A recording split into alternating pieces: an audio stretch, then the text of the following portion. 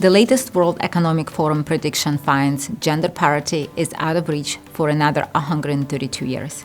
We need to speed up the clock.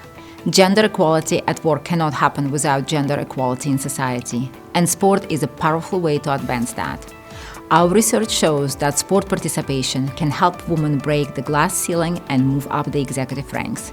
Further, women's success in sport has a positive social impact, overturning gender-based assumptions and inspiring younger generations.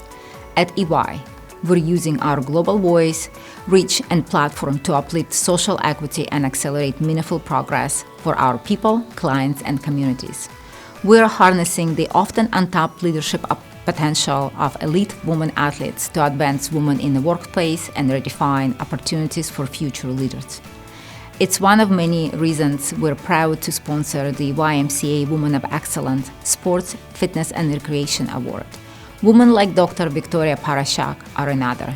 Dr. Paraschak has not only excelled in the world of sport as an academic and educator, but is a powerful champion of change to transform policies and practices to make them more equitable and inclusive for women and marginalized communities. On behalf of EY, it is with great pleasure and immense pride that we congratulate Dr. Paraschak on receiving this honor. Vicki has been an incredible leader when it comes to breaking down barriers to achieve equity. I think that one of her greatest strengths has been her expertise in policy development. She recognizes that policies are ineffective if they stay on a shelf, so she actively gets involved and is creative about how she leverages them to stimulate change, particularly for those who have been disadvantaged by existing organizations. When I think about who's had a significant influence in my life, my parents come to mind immediately because they never told me as a girl I couldn't do something. And so I was just supported 100% in any physical activities that I did and any intellectual pursuits that I had. And they role modeled kind, caring behavior, which I tried to emulate. Vicki is an inspiration every time you encounter her. Her passion, her commitment, her dedication, her energy, it's all contagious.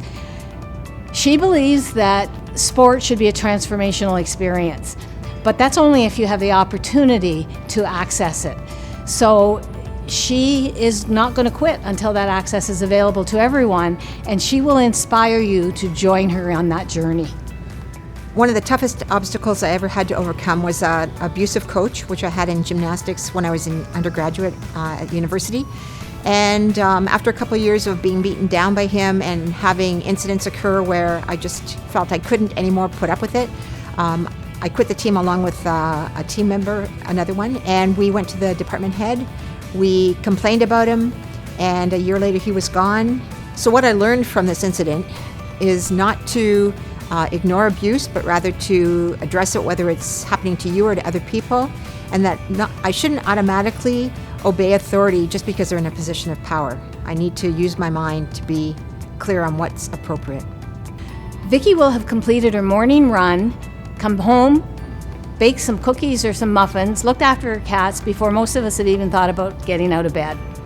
She is a hiker and has hiked the Bruce Trail at 900 kilometers and has hiked Camino, which is 800 kilometers. She also loves to paddle, and her journeys have taken her down the Yukon River. So I think we can say that Vicki is adventurous, and the lesson we learn from that is you can do anything you want to do if you only try. I'm proud of every single time that I work with other people and we intentionally go about trying to make the world better. When I try to address call to actions from the Truth and Reconciliation Commission, people help me all the time to work on Wikipedia entries or nominating people for Canada Sports Hall of Fame. And I think what I'm also proud of is that I've really tried to live my values rather than what I think society is telling me is the way to be successful. I'm really happy that this award ties me in a concrete way to the YMCA because I grew up as a gym rat, going to the YMCA every Saturday, doing gymnastics, swimming, judo. But also I reflected on how my philosophy which is holistic well-being, really lines up with what the Y has always been teaching. So I think we think a lot alike. To the thousands of young women that have gone through the University of Windsor, my first piece of advice would be follow your passion. Don't be afraid of mistakes. See them as opportunities for growth. Use your creativity because it's such an exciting process to do so. And this is really important. No matter how far down the wrong road you've gone, turn back.